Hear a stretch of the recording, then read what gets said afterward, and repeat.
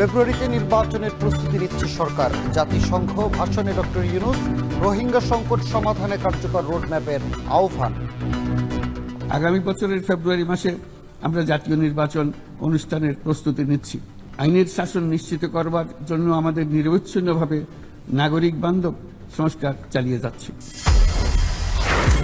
জাতিসংঘের নির্বাচন নিয়ে প্রধান উপদেষ্টার জোরালো বক্তব্যে সন্তুষ্ট বিএনপি। জুলাই সনদ বাস্তবায়ন এবং সংস্কারে জোর জামায়াত এনসিপির।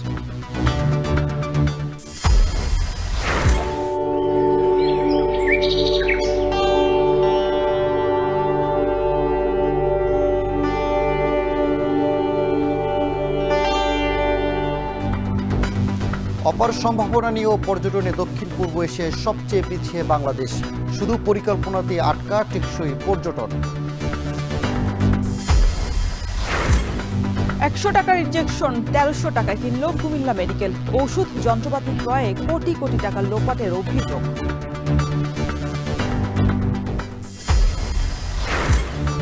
এবং সন্ধ্যায় অনূর্ধ্ব 17 সাফের ফাইনালে ভারতের বিপক্ষে মাঠে নামছে বাংলাদেশ। গেলবারের হারের শোধ নিতে মরিয়া তরুণরা।